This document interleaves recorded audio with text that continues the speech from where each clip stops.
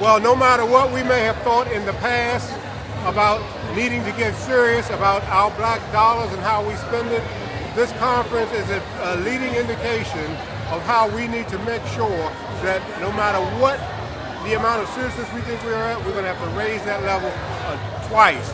It just goes to show you that when we put an event like this on, everything goes the way it should be, but we need to get some people serious, and not just in conversation, but in action.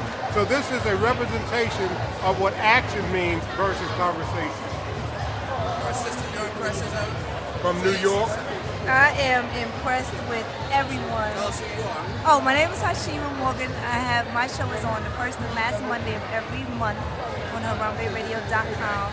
And it's the first and last Monday of every what month time? from 8 to 9 p.m. Eastern Standard, and it is refilled with high and raw. And I am loving this energy. What I want to do is bottle all of this movement up and take it with us, and let's spread it over the neighborhoods, because only in here we feeling the love and we're all supporting one another. But when it's all said and done and we go back outside, we still got work to do. So what's your program about? My program, I interview authors, seasoned authors, conspiracy theory authors. I also talk about all that kind of stuff that goes on in your life, in your real life. Now, what are your observations? Because there has been a shift in terms of media, and so a lot of things are going digital. So are you dealing with that realm also in addition to the literary authors? I am. I'll be honest with you. I don't have time to really read ebooks because I have my little granddaughter 24 hours, 7 days, 24 hours, all the time. So me reading a book versus doing it on ebook works for me. I have to do what works for me. How can people get up? It's the first and fourth Monday of every month. Other times too. Say the name of the program. Tell us when it comes on. It is refilled with high and raw. I also do special shows. If you want to come on a Friday for more than an hour, you're welcome to do that. You can notify me at hashima20@gmail.com. Can you say that slow? There's not a noise in here. Sure. Hashima, HASHIMA, the number 20@gmail.com. And also Hashima@HarambeeRadio.com. You can notify me as well. And we're all going to be on the next Friday available to talk Right. about the Locks Conference. You're invited as well. Yes. Mr. Junius Ricardo Yes, Stanton. Mr. Junius Ricardo Stanton. You have to say his full name. Bless your heart. I love it. I love it. Good seeing you. Great to meet you. What are some of your upcoming programs in the future? Well, this Monday, of course, I'm going live. It is October 7th. This is the first Monday of the month. I need you guys to join me in. I have the author of The African Remedy. He's going to be live. He's out of Nevada. He's originally out of Africa, and he's going to grace us with his presence. We're going to talk about part 1 of his book. He's also written other books called Burning Words, but we're going to start with The African Remedy and how to put forth the solutions that he has written to the problems that we're facing every day. Right now, Harambee is unique because it's interactive radio, so how can people not only listen but participate? Give us a number of things. Absolutely. You can go to HarambeeRadio.com, and when that page comes up, you can click on to listen live. If you missed the show, there is an option to click on demand. And if you don't have access or you're not near a computer, call in at 805-309-0111. Use conference ID 840360 and the pound key. Just keep your phone on mute. You can listen to the shows live. That was kind of quick. Oh, I'm sorry. A New Yorker. Okay. Say that. Say a little slow. So you can call 805-309-0111 and use conference ID 840360 with the pound sign. You can listen in live to each and every show starting at 7 p.m. Eastern Standard, and you will keep your phone on mute unless you want to join the discussion. And they can also get Junius Ricardo Stanton 24/7, 365 on demand. The last 3 or 4 programs all the time are available for you to catch live anytime you like on Harambee Radio. Now, while I have you here, Okay. you've always been free. You've always been self-sustained. Never took any European, Arab, anybody else's money. It's always been labor of love and support. And you've kept pace with the technology. So now you have connectivity and mobility, meaning that we can listen to Harambee on the smartphone, on the iPad, the tablets, and all that. So elaborate on that. Tell us how we do it, how we can download it, put it on the phones, and get it accessible. Well, I don't know. I don't own a cell phone, so I'm not any good at any portable devices. I'm good at Harambee Radio and television and on demand, but I can't guide anyone that has a cell phone because I don't even know how to use one. I'm going to be the only one left on planet Earth when they find us 50 years from now. There'll be one guy named That's now. That's what it's all about. He don't have a cell phone. He's not going to use a cell phone. He refused, Well, which is a good thing. One of the things is that he has been transitioning off the grid for quite some time. So that's a good thing. Absolutely. Well, I'm not mad about it. I'm not mad No, about I'm it. saying that's the good thing. More of us who become conscious and either totally get off the grid or partially off the grid, the better off we'll be. I agree. I agree. Well, just yesterday, a deer came past my front yard while I was looking out the window, and I just thought how nice it is to be somewhere where, you know, deer come right through your yard just like a bird or anything else, and you're living that kind of life with that much fresh air. It can't be but so wrong. So I'm thankful to be away from the big city of Washington, D.C. and down North Carolina with Sister Steam out of the Raleigh-Durham area. Absolutely. And I'm out. Go ahead. Great talking to you. Thank you. Thank you, brother.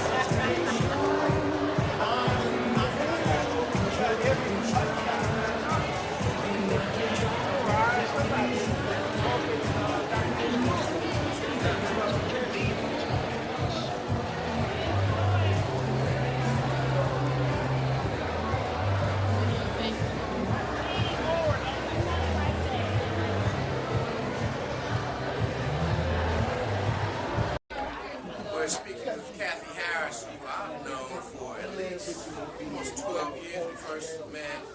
She was promoting her book, Flying While Black. She was a courageous whistleblower. Go ahead, come on, sister. I'm sorry. Hey, Junior. How you doing?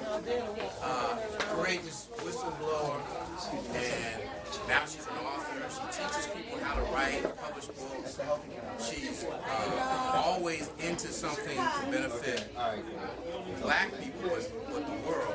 And her latest crusade is anti-GMO, health, and taking on the, I would say, the allopathic industry. So, Kathy Harris, welcome to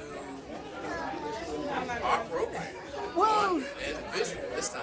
well, thank you, Juniors, for having me here. I'm so excited to be here. I mean, the stuff that I'm doing right now is just so much, but I'm so glad to be in this position to do this. I'm challenging the food supply system.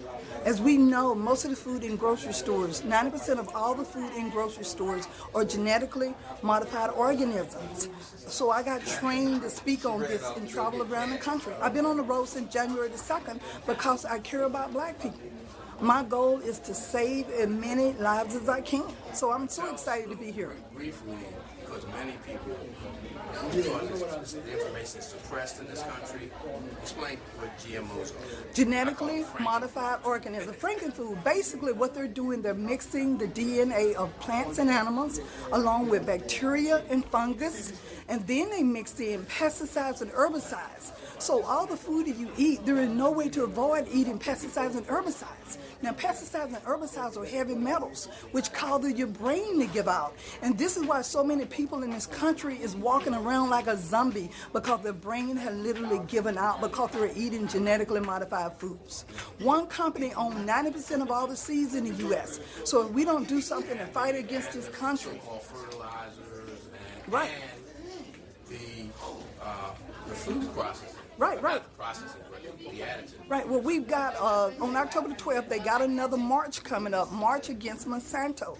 The website is occupy-monsanto.com. And again, they got another march coming up October the 12th. I'm not sure, but the thing about it, everybody needs to join the non-GMO health movement. And you can join that movement by... How can people get more information about that? They can go to the website. The website is www.occupy-monsanto.com. www.occupy-monsanto.com. It's one of the more productive websites out there that's really taking on the GMO industry. And also they can check out... You were working with Jeffrey Smith. Yes, also Jeffrey Smith's website. He actually trained me. I took his webinars. Explain to our listeners who he is. Well, Jeffrey Smith is actually from Iowa, but he took on this fight years ago, and what he's doing now, because he can't be everywhere. So he trained us as speakers to go around the country and to help him educate people. But he's from Iowa, and most of the GMOs is grown in the Midwest in his backyard. So he got out here and he's educating people all over the country, especially in overseas. So he trained us, but his website is responsibletechnology.org. And if you want to be a speaker like me, if you want to travel and educate people, just go to his website and sign up at responsibletechnology.org. Sign up to be a speaker. You can also sign up to buy some of the seeds off his website, the traditional seeds. Right. You're an author. Yeah. So show us some of your books. Oh, wow. This was the first one right here. Yes. Right? Flying While Wild Black. Black. Wild Black. And just give us a brief synopsis of that, because that started you off. That started me out. Well, I was the sister that exposed the United States Customs Service. I saw these atrocities taking place against African American women travelers. So I went to Congress, I went to the Senate, and I went to the media and exposed that they were targeting these women for these abusive pat-downs and illegal strip searches. This was way prior to 9/11. Right. This was in 1998 when I came forward. And because I came forward, they made all these changes in the Customs Service. So I'm so proud of the work that I did with the Flying While Black issue. But, you know, when I retired in 2005, I moved on and started my own empowerment company. So I'm traveling all over the country. I'm available to come anywhere, all over the country. I'm full of energy. How can people get Well, contact? they can check out my website at www.kathyharrisspeaks.com. Again, www.kathyharrisspeaks.com. Now, what are some of your other books? Okay, my other books that's really great. Take Control of Your Life. What's that about?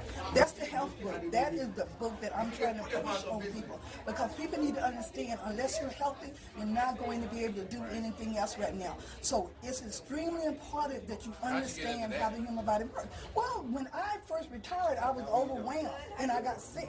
And because I got sick, I had to self... Was it a fight with Yeah, but basically it was because I didn't understand how the human body works.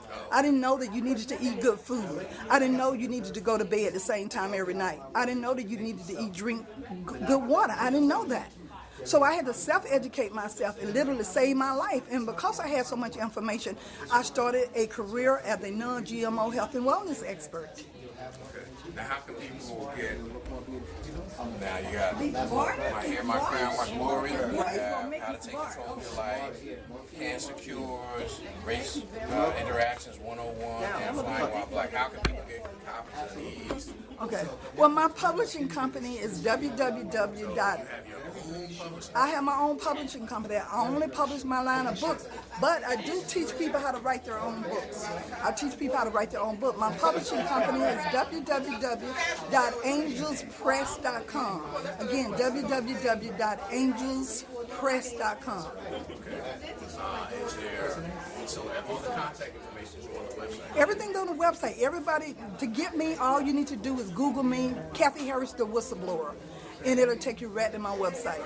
So, short term, what are you doing and where are you going? Well, next weekend I'll be in Chevy Chase, Maryland for a writing event. Friday night I'll have a book signing in Colonial Heights, Maryland. And after that, All that is on your website, so the people in that area can come and see. everything is on my website, KathyHarrisSpeaks.com. Just keep up with the tour. I'm getting ready to go to Florida for 6 months. And after Florida, I'm going to pick 5 cities, and I'm going to go around to these cities, and I'm going to work with the community.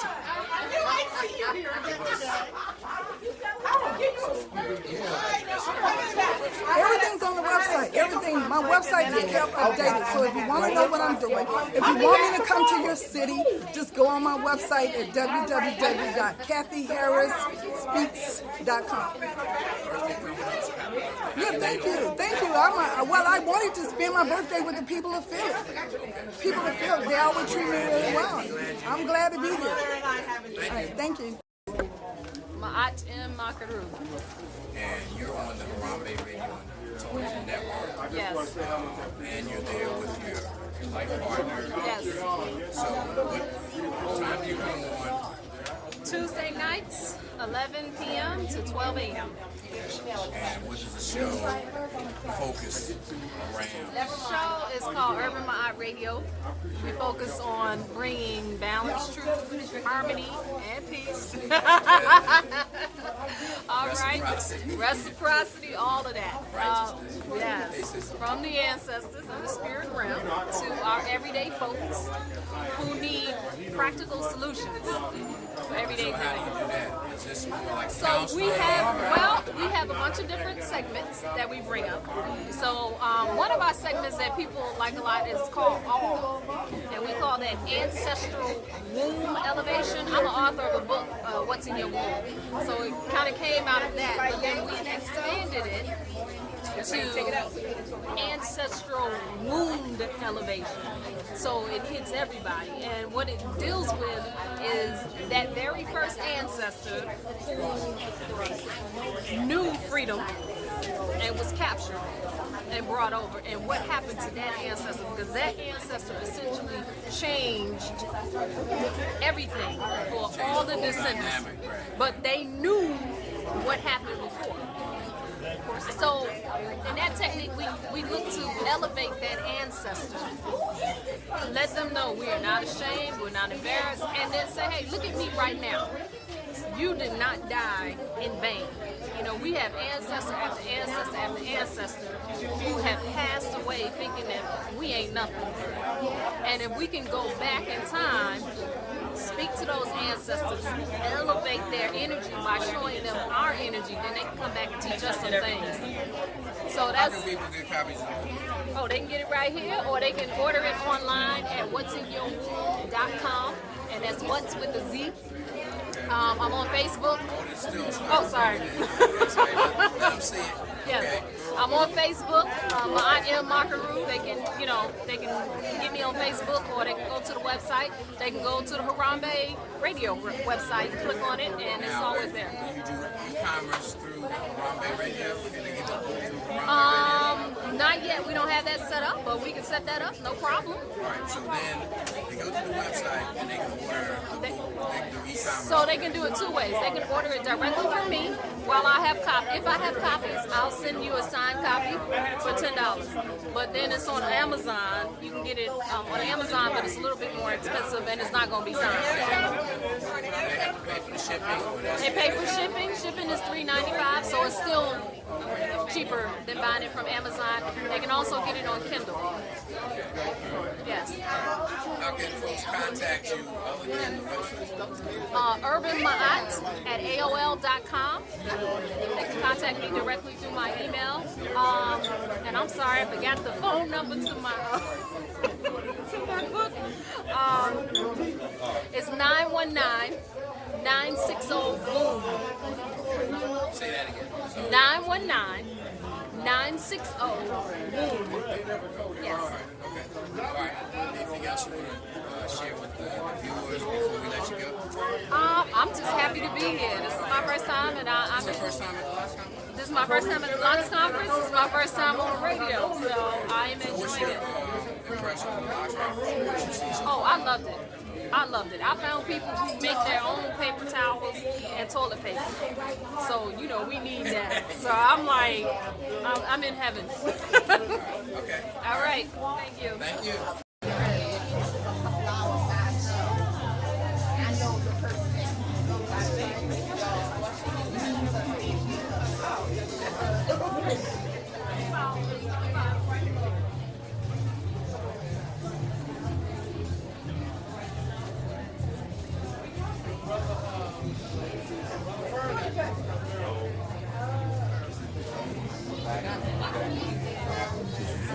In Baltimore. I'm from Baltimore. It's Brother Rashid who makes scarves, and they are exquisite. Many different patterns, styles, feature a cultural orientation, and we'll let him talk about it. Actually, this is scarves by Rashid. I call them limited editions. I only make 2 or 3 of each product, and you can't go wrong. Most of the men and women who purchase my scarves, they have them for years. If you are an extra introvert, you don't have to worry about talking that day because somebody's going to stop you and say, "Where did you get that scarf?" Just got to let him know. Scarves by Rashid. Now, how long have you been doing? Because I met you probably back in the 90s. Right. I've been doing this sometime, somewhere I got started about 95, 96. Yes. I'm a product. It's interesting. I went to West Philadelphia High tailoring school at night, evening school for maybe $10 each, $10 to $15 a semester. I did that for 4 years. John F. Kennedy school system. This is evening school. Had a pattern drafting class, and from that. I'm saying that because what's going on in our community and in the school district, when they took shop, electricity, auto mechanics, carpentry, and plumbing and tailoring out. And mind you, I'm 59 years old.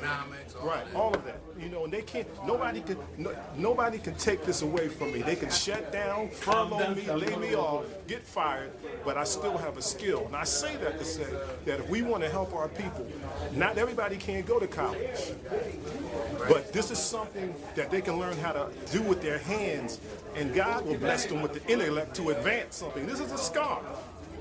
They might be able to make bookcases, and then learn how to carve and make the bookends some fantastic sculptures and sell them to corporate America. I mean, I'm just saying that, so this is more than just a material.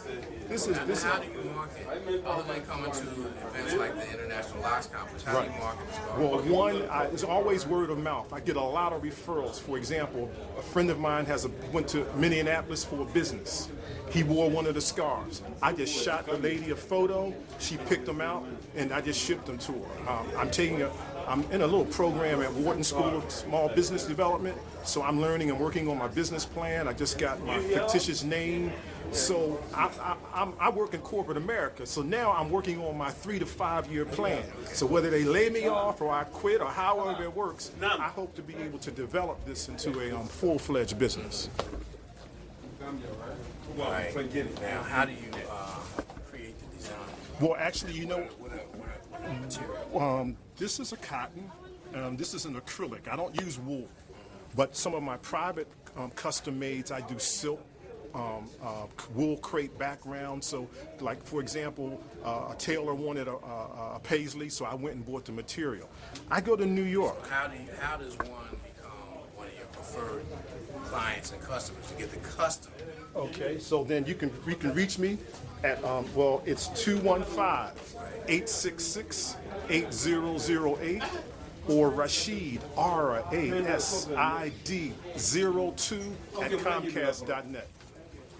I always say I don't have a store, so I have car will travel. Now, what about bulk orders? I don't do well. Just put it this way. What would you consider?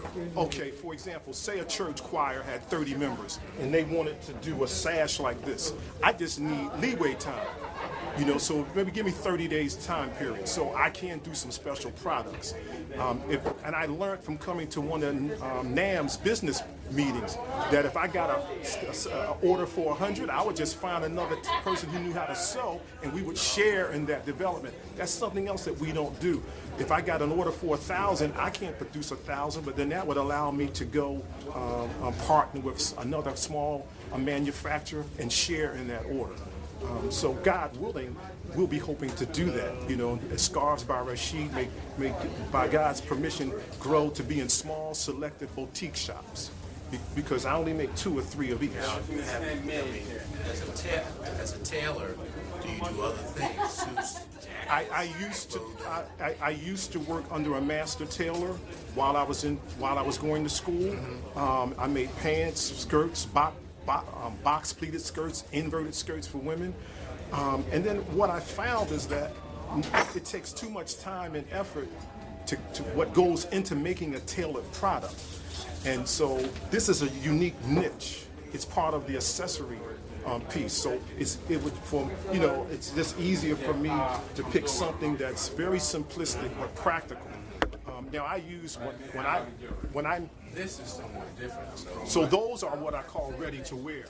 So I go to the accessory conference, convention in Jacob Javits Center in New York, and I also feature ready to wear scarves. Now this is a scarf by Sazu. It's a very small. It's a well-known scarf. You might find it in Chestnut Hill or some of the small boutique shops.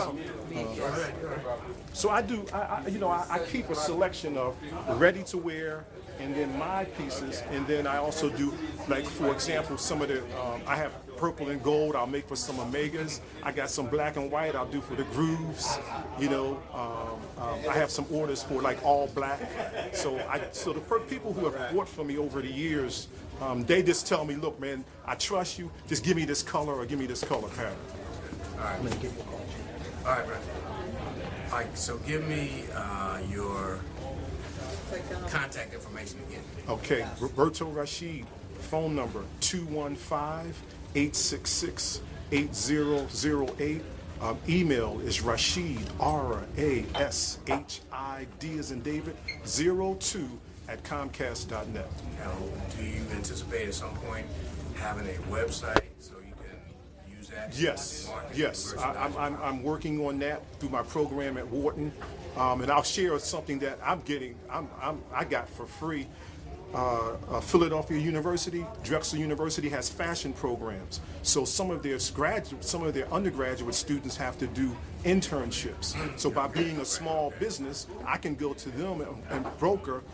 They need credits and internships, and that's my next step. Because once I do the website, then I want to be able to have 50 to 100 pieces right there, waiting for the customer to just click on order. So, I'm building small, but that's part of my vision, to be able to, utilize modern technology to put my product on. I don't want to make 1,000 of anything unless, God willing, I got a big contract or the market for it. But I like to stay small, and when I say small, I like to keep a variety, as opposed to doing this in 100 items like this.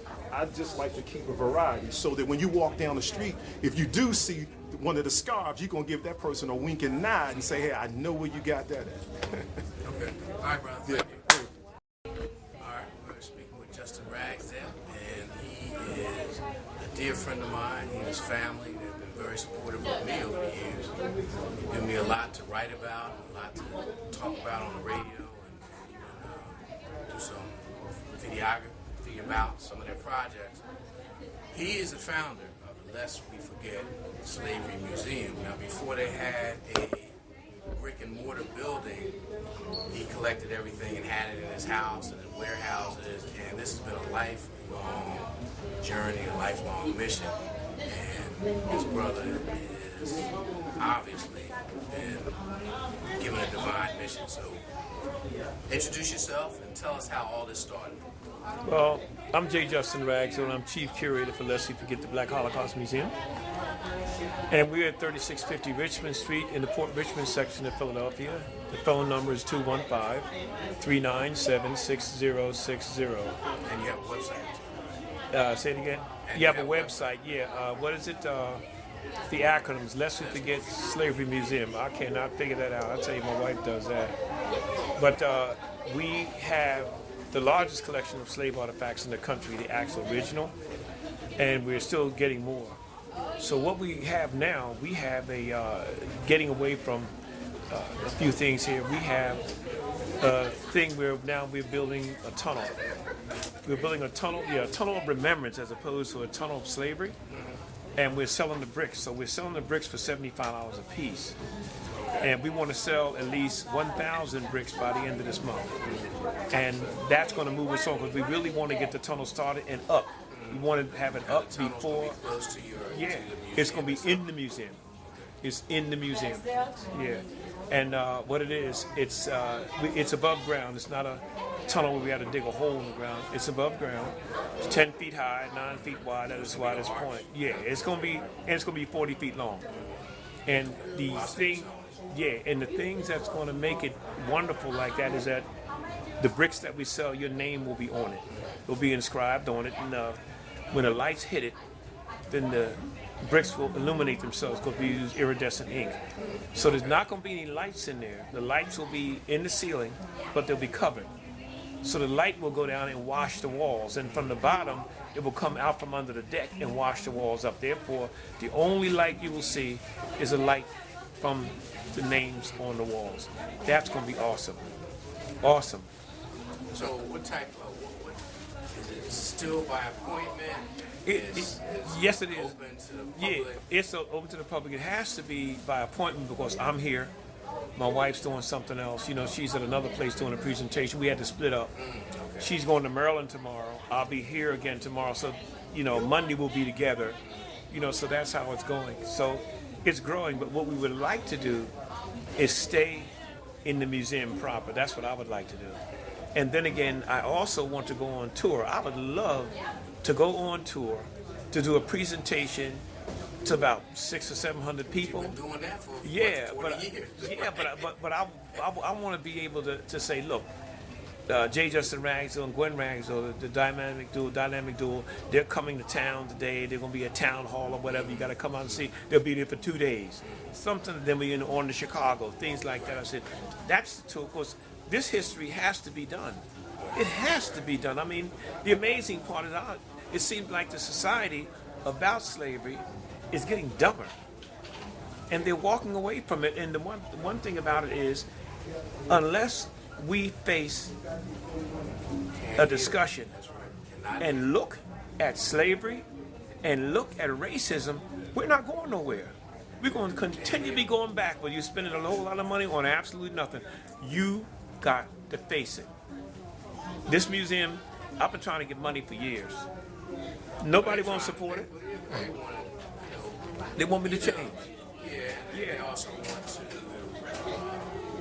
water it down. Yeah, they told me that. Palatable, They told me that. take away the gruesomeness, Yeah. the horrificness of it. There's no way you can do that. It And be true to what you said when you were a child. When those old folks told That's you, right. You're going to carry this on. That's right. And the funny part about it, I had some white people. It was so funny. They told me, said, what we need to do is you can just don't dummy it down, but just make it so it's palatable. Do like the Underground Railroad people do, because white people were mixed into that. I said, that's true. I said, you were mixed into slavery. You all up in there. You all up in there. He said, well, no, we don't. That's not what we're talking about. I said, well, what are we talking about? You want to be in it, but you don't want to be in it. What is this cloak and dagger stuff you got going? Unless you face it, you're never going to have anything. When people come to the museum, what can they expect to see? Well, what we do in the museum, we give you a presentation. Because if you come into the museum and don't know, you won't know what you're looking at anyhow. So we give you a presentation and we walk you through the museum and give you another presentation and show you everything in the museum. How it works, how it was. We explain everything to you, then we let you go in the museum proper. And you go there and you see what you can see, and then you go from there, and that's what it's all about. Now, in addition to slavery period, the actual enslavement period, you also have memorabilia from Reconstruction and that whole piece. Yeah. Matter of fact, we have stuff from now too. Right. You know, and it's all the way up, particularly in, I guess, the media piece where they just distorted our images. Oh yeah, and that's going to continue. That's not going to stop. Because every morning that our children get up, and you get your dose of racism. It's coming in over the television. It feeds you, so you're never going to come out because you feed into that. They fix it so that it's like a matrix. I know everybody knows what a matrix is, they say, but a matrix is a screen. That's all it is. You can see through the screen if there's nothing on it, but they keep putting things on the screen, so beyond that you don't see the truth, and that's what it's all about. See, that's what it's all about. And we as black people have a commandment, and that is to help our black people, our young people. Other than that, they're dying in the streets, and that's the other thing. Yeah. That you're getting into films. yeah. And you're also into the, I don't call it the anti-violence, I call it the sanity movement. Yeah, the sanity movement. That's it. That's what it is. That's called mind reconstruction. That's what it is. Yeah. So And how can, give us your address of the museum, Okay. and the phone number, the hours of operation, and now J. Justin Ragsdale, but there's a partner. yeah, Gwen Rags. Oh yeah, Gwen Rags. It's Gwen Rags. That's my favorite partner. As a matter of fact, I couldn't function in this museum without her. So I can do whatever. I can jump up and down like I want, but without Gwen Rags, this would not be. We do this together. Okay, where is it located? It's located at 3650 Richmond Street. That's in the Port Richmond section of Philadelphia. In relationships, somebody's coming into Philadelphia specifically to see that. And say they're driving in their own personal vehicle. Okay. They come in the city, say they're using the expressway, whatever. How would they get there? If they use the expressway, 676, link up with 95 North. You get on 95 North and come off at the Allegheny Avenue exit, which is exit 24. You come down the ramp, make a right, come down the ramp. At the bottom of the hill, you make a left. Go under the expressway, and right there is Richmond Street. And you make a right on the Richmond, go up 4 blocks, and you got it. It's very close, very close. But the address is 3650 Richmond Street. That's in Philadelphia, Pennsylvania, 19134. The phone number is 215-397-6060. The hours of operation and the days you're My wife, she's saying from 10 to 6. But if you call, I pretty much let people in any time they want. We like to get people in there and get the message out. So I go to I'm working in the museum all the time. So I'm there. I'm there. She calls me. She says, a group coming in. She said 15 people. She said, can you handle it? I said, yeah, I got it. So this is 7 days a week, 6 days? 7 days a week, whenever you're ready. Give that the phone number again. 215-397-6060. There's another number too. It's 215-205-4324. That's 215-205-4324. Now, she's into films. She's specifically attempting to address the sisters, the female. So Yeah. just share what she's doing with the Well, film. right now she's writing a book. It's fantastic. She reads it to me, and I rush home every night just to lay in the bed and hear her read it to me because it's so salacious. And she talks about the white women and the black women, the camaraderie they had during slavery, and it's really wonderful. Nobody's thought of that. But black women and white women had a camaraderie, even though they had an anarchy also. They fought against each other, but they still loved each other and had to work with each other. Of course, we find out in history that the black woman was the one that convinced a lot of times the white woman through kind of coercion, fair coercion, had her stop her husband from even dealing with in slavery, turned a lot of them around, and turned their houses into places where the people could escape.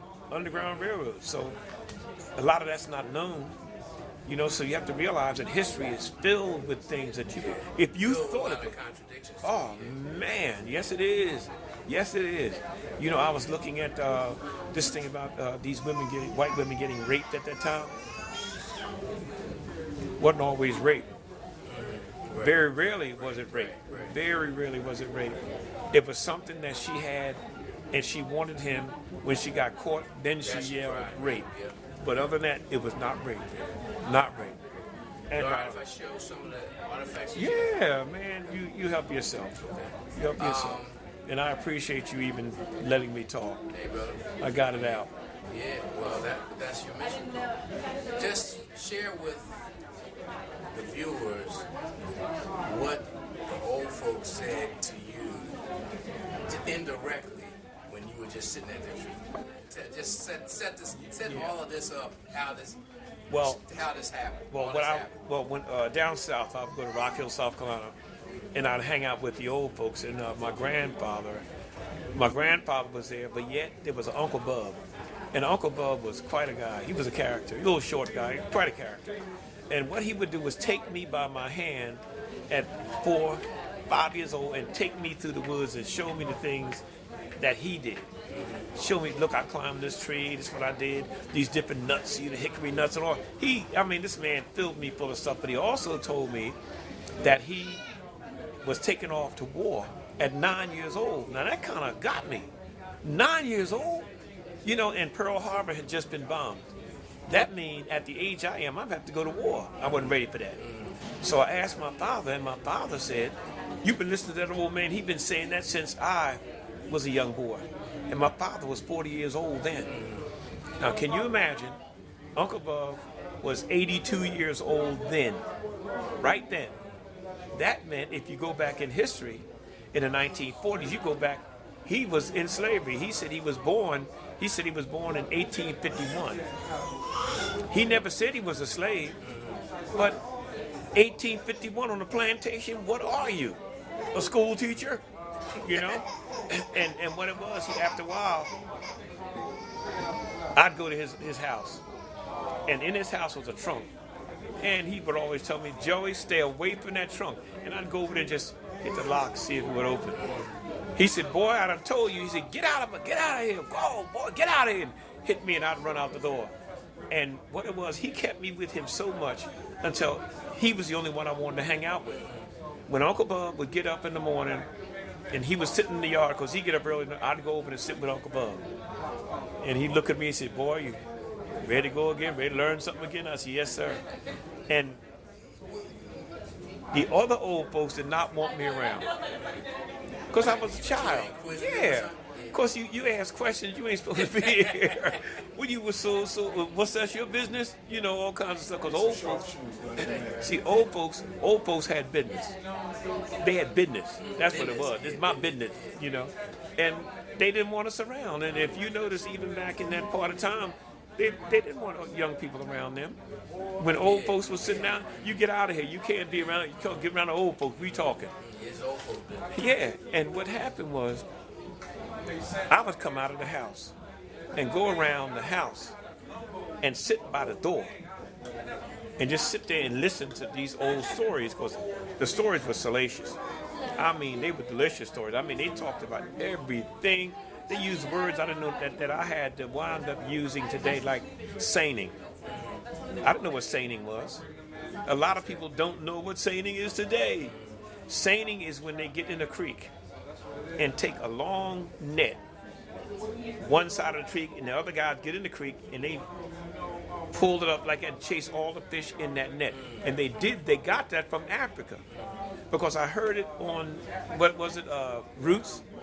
He said, we're going to go seining. And I said, I know that word. I know that word, and I got it.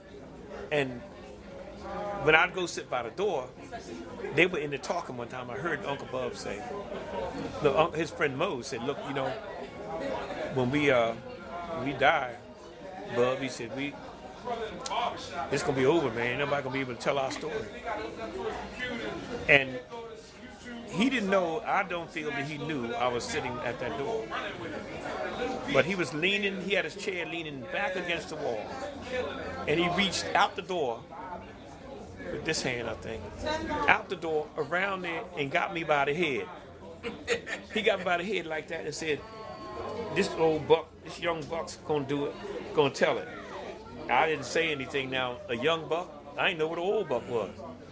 But after a while, when Uncle Bub passed, I went south. When I went south, my wife and I went down, and my sister went to that shack. And the first thing I looked for, man, was that trunk. I wanted that trunk. And when I went in that trunk, I found a Civil War uniform. But I wasn't savvy enough, you know, that then. I was about 19, 20, 22, I think. I wasn't savvy enough. And when I took the coat out, it had servant, Negro servant, colored servant. Yeah, colored servant. It had colored servant written right on the jacket. And I was to realize then that when he said Master took him off to war, I realized that that's what they did in that time. See, the Southerners took always a slave with them to bring the body back. See, he was a body servant, and he would bring the body back. If it got killed, it was his job to bring the body back.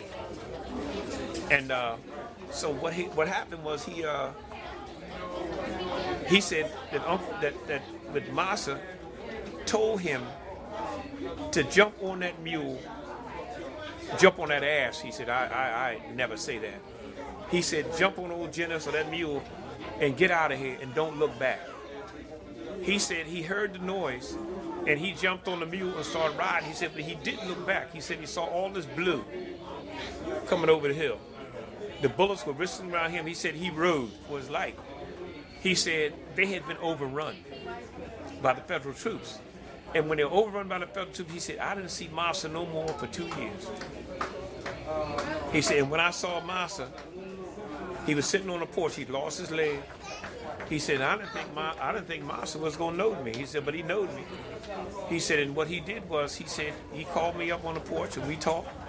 And he said, that old lemonade he gave me was the best in the world. He said, but we became the best of friends. The best of friends until old Massa died.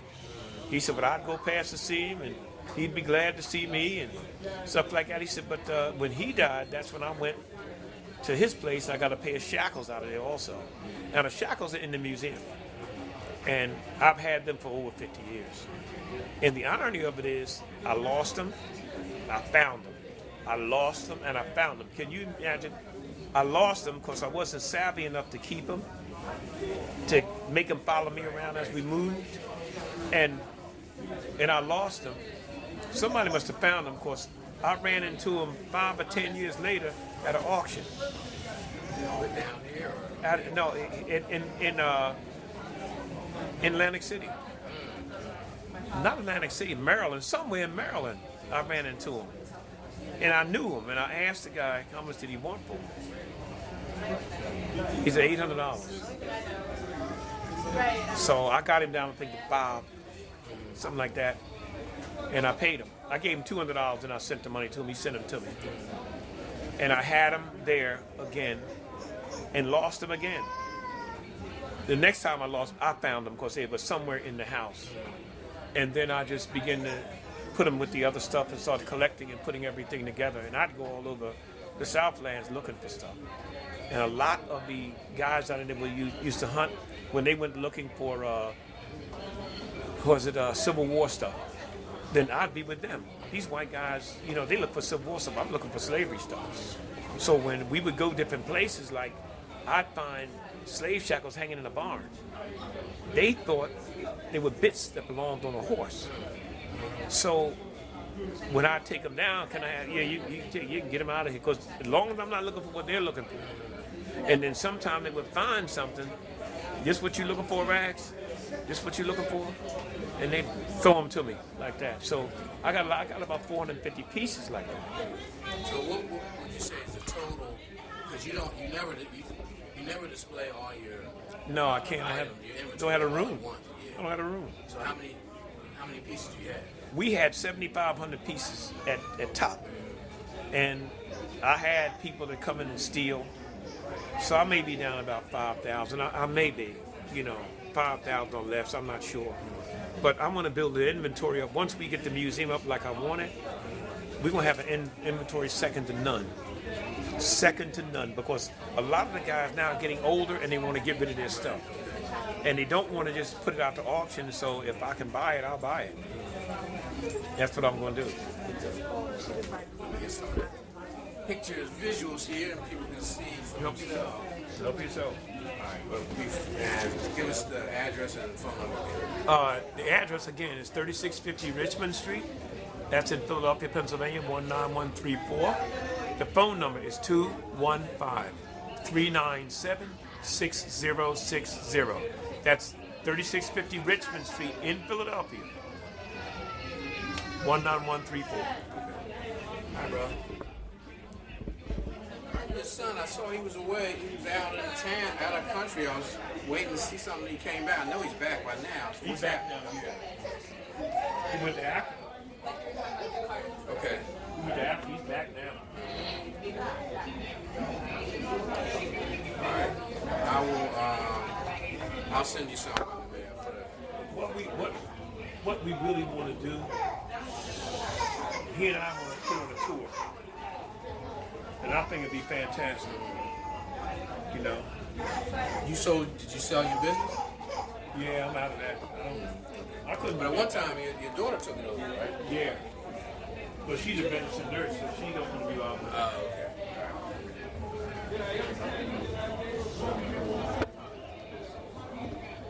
Those of us that's doing. Amos Muhammad, Freedom Paper, and they have an exciting new product. I understand you're in several cities across the country. That is absolutely correct. And so tell us about that and what you're doing. Well, this all starts and comes out of the need and the growth, desires and wants of our people toward economic self-sufficiency. And so we might readily remember the Million Man March, and from the Million Man March was developed the Million Voice Movement, which developed 9 ministries.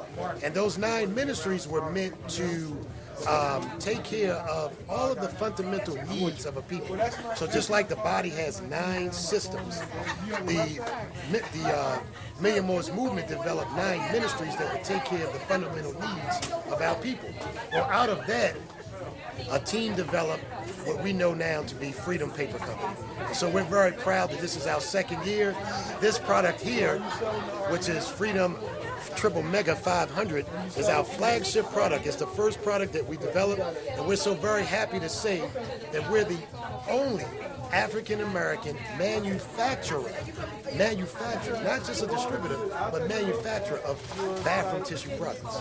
So that's very, very big for us, and we hope that those who will hear this or listen to this or read this know that that's a very big thing in our community, because there's never been an African-American manufacturer before. Well, our products are economically sound. So you get more product for your money. They're environmentally safe, and we do community-type work with our products. So we've only been around 2 years, but we're already giving back to the community.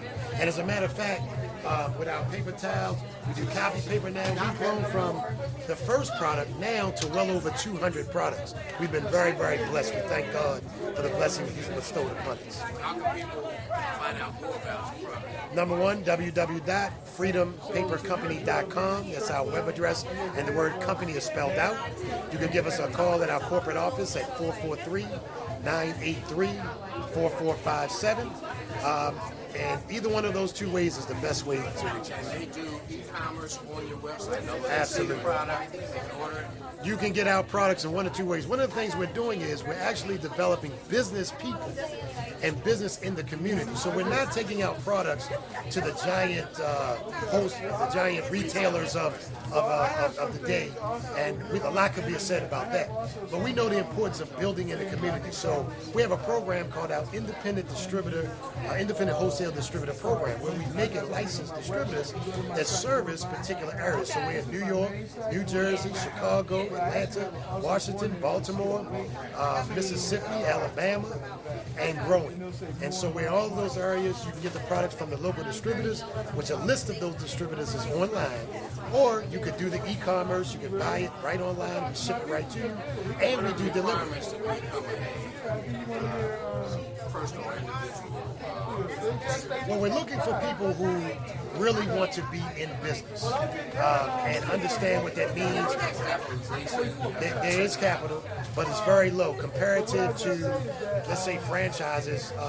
You go online and look at franchises, you would find one of the least expensive ones tends to be like a cleaning franchise, which is $5,000. We're well under that in terms of what it costs to become a franchise person. But not only do we do that, because we have the wealth creation, wealth circulation model, everybody that supports our company actually benefits economically.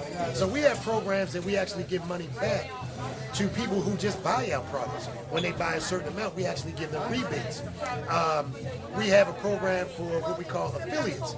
For a person who loves freedom, wants to spread the word, you can get 10% back from every purchase that they do. We give you a link, you give it to your friends and family, and everybody you know, they buy, you get paid. And you actually see your payments come right online electronically. And then we also do, of course, wholesale for convenience stores, dollar stores, people who sell online, vendors. We do all of those things. So we have several ways, and we're developing constantly new programs where wealth can be generated. Sales in this country, 85% of people in sales are those who make $100,000 or more outside of doctors, lawyers, etc., professionals, accountants. So we're actually developing a sales program, and we have a fundraising mechanism for schools.